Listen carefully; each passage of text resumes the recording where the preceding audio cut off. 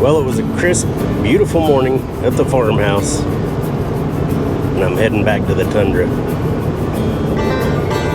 Hey everybody, I'm Kenny, this is Sagebrush Soul. Welcome to Tahoe Tuesday. We're going to do a little bit of bringing you up to speed of where we're at, because all the footage has been shot from the time that I got it till right now, and people have commented that I'm always wearing different clothes, the background's different. It's true, I'm doing half of it at the shop, I'm doing a lot of stuff at home, and just working on the Tahoe around kind of a crazy schedule. Yeah, the footage isn't real cohesive, so sorry about that. But I did shoot this video, and I had a really cool setup that I was gonna do, and of course I ran into audio issues. My fellow Americans, the state of the Tahoe is pretty good. So I figured I'd take the footage that I shot of the stuff, and why not do this video from the Tahoe. So obviously, just a review of the project. First thing I did was some maintenance stuff, which I did do a little bit of filming of, but it was hard to move the camera around and get a good shot of it. But typical with these things, when I first got it home, wound up putting brakes on all four corners. Not a big deal, that's super easy to do. I did have to track down a spare for it, which conveniently somebody left at our shop. Other things I didn't film, I took those fender flares off, because with stock lift and tires, they're pretty ugly. But other maintenance things that we did, we had to do some work on the air conditioning. I was always so excited about how cold the air conditioning gets in this thing, and when I got it back, it wasn't cold. But it kind of sat for about a year before I sold it to my nephew, and he said it never really worked. Of course, my mind went to thinking it had some bigger issue, but turns out I learned a little bit about air conditioning and just the cheap little gauges that you fill a can of that stuff, which you should never actually put in your AC system. That all it did need was a charge. I did it correctly with the gauges. Did an oil change on it, and just recently changed the spark plug. Should have done that a long time ago. I put a computer on it, and it originally had a bunch of codes on it, like a misfire code. Changing the spark plug seems to have gotten rid of that one. It's also got a lean code on both banks. I'm hoping that the fuel filter clears that up. If not, we're gonna have to do O2 sensors on that.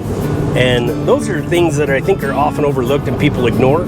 So if we wind up doing that, I will do my best to film how that process goes. I already tested the bed a little bit. It seems to be quite comfortable. I've also got a few nights on the window vents, and one thing though, a lot of times I don't have to put those window vents in, so I did go ahead and invest in some of those screen socks that you put over your window. But the first set that I bought, they were not big enough, so I think there's a link in there to the size that I bought. I think I took the other link out, but they come in sizes, so make sure and check and measure your door before you buy those screen socks that come on, because the first set I got were no good. The good news is my daughter Maddie just got my old S10 Blazer back, and I think that these little socks will work for her to be able to go camping and stuff like that in hers. And where we stand on storage right now, I'm afraid I'm not going to be able to put in that third row seat and set it up to edit in it like I wanted to. I'm out of storage. So one of the things that I didn't film me building, because basically I was building a box out of wood. I built it out of materials that you should actually never build anything out of. It's just because it was available, and everything is a prototype as far as this goes. So once I decide if I like it and if it's going to work for my storage, then I'll probably build it out of some better material, get it anchored down a little bit better, because that's always an issue. But I was going to build it into a storage drawer back there. It would have been nice to have the drawer pull out. I'd be able to use it as a countertop to cook on. But my situation, I'm at fairgrounds that are always dusty, and with fairgrounds you get rodeo animals and things of that nature, so there's always quite a few flies. So I'm going to be avoiding leaving the doors open for any amount of time at these events that I'm going to. I realize camping might be a little bit different story, but my situation is not going to work to have my kitchen come out the back when the doors open. So I wound up just building this box just to add a little bit of storage, and that houses my compact Coleman stove with a grill on one side, and I invested in a ice cold refrigerator and a Bluetti power pack, which should take care of my cooking needs. And I know I'm not going back in the bush. Why am I taking all this food? I'm going to try to avoid the drive-through as much as I can. About 4 years ago, I lost 52 pounds doing the keto, no sugar, no grain kind of thing. And I want to get back on that program. So I made a cooking setup where I can do some food prep ahead of time, easily do like bacon and eggs and things like that, or grill a burger without the bun, and cook some vegetables. And on one of the Overland channels, I'll put the link right here, I discovered this beautiful product, which is it's a frying pan and a stock pot. So I can buy frozen vegetables, boil them up, and I can also heat up water to do my dishes. I also got this little electric kettle to be able to boil coffee, and for my coffee I'm going to use an AeroPress. So that kind of covers the cooking stuff that I've got in there. And again, I just didn't have time to film it, and it's not going to be the final project, so I don't really want to suggest that. But I do have lashing straps that are going to hold down the Blue Eddy and the Iceco to keep them from flying around if we have to hit the brakes really hard. So as far as staying organized goes, if you know me, if you've been around me, you know I'm horrible with clutter, and not in the good way. I'm really bad at creating it. I'm really bad at organization. And when I got the refrigerator and the power supply, I'm like, oh my gosh, I am gonna lose all of the connectors and adapters and things like that are gonna come with it. So I actually made these storage bags, and again, I was fighting audio on this, so I'm gonna try to salvage it, but I'll show you how I made these bags out of Cordura. They kind of sort of match the interior. I won't say they match, but they don't clash. And I also made one, in fact the first one that was a success, will hold my AeroPress and my coffee and all that, so that stuff stays all nice and tidy. And one of the bags that I got my measurements wrong on actually wound up perfect to hold my sagebrush sole stickers and coasters. If you run into me and you want one, it'll come out of this bag. One other thing that I didn't really get an opportunity to film is I got this back of the seat organizer from Amazon. They come in all prices, and some of them come with bags.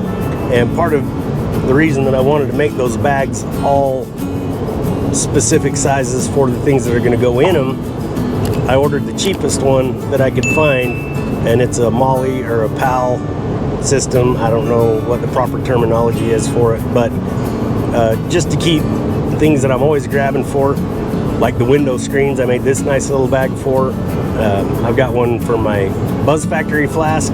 There's room to add on to it, but also this is a survival kit that I got. It's just got a few things that'll be handy if I need it. It doesn't take a lot of space up, but that PAL system or the Molly system really holds stuff tight against there, and it's just real nice. Now, the living space part that, again, I probably am pretty much gonna have to eliminate. I originally thought, well, I'll just get an awning with a screen room, or even try to make one, and then I got looking at these clam shelters for screen rooms. They provide a lot of shade, and in all honesty, this season, before it gets extremely hot, this will be perfect to be outside instead of cramped in the Tahoe trying to edit or whatever. If I decide to go do an adventure and go kind of do some camping and go to some other place or pull off the side of the road somewhere, I think this will be perfect to be able to spend some time outside, and it will actually be a little bit easier. They claim it sets up in 45 seconds. We'll test that theory down the road, but I decided to go with that clam shelter, and then I'll carry a little portable table, and I always have a camp chair of sorts, so we'll match that stuff up. But for right now, I'm not going to have that editing space that I really did want, and for my needs, that'll be probably just right. Well, that's where we're at, and I'm not gonna lie, the videos from here on out are probably gonna be a little less consistent, and those ones that do, I did some vehicle specific stuff. We're gonna talk about the lights that might be relatable to whatever you're trying to do your conversion in a little bit, but these are gonna be very specific about how to swap out the headlights, taillights, how I change the interior lights into LEDs. But some of the things that I plan on doing in the future are putting a leveling kit on. One of the first things I was gonna do was get rid of the running boards, and I've yet to do that for a couple of different reasons. It's wintertime here right now, and I don't mind having them keeping the slush off the bottom of the rig. And after I've been climbing under it a little bit, I don't think that one thing is going to give me enough ground clearance to climb under it on the side of the road. So that's where the leveling kit will come into play. Skylar's beating me up about wheels and tires on it, because it definitely needs something to make it look a little bit cooler. And again, the color, I'm not real big on it. I haven't decided at this point in time if I want to make the investment of doing a full-on paint job, or maybe just something that I could do for less than $200 to enhance the appearance, set it off a little bit. But I believe that'll probably come after we level it out a little bit and I get my head around it. I've tinkered with a few things and haven't really settled on anything just yet. Some of the ideas that I really like will make it stand out too much, and I don't necessarily want that either. But I have noticed there's a million of them this color, and more than once I've walked to the wrong one in the parking lot, where the bag comes in handy. But other than a few little cosmetic things here and there, I think it's ready to roll, and I'm going to get through a season with it before I completely commit to it.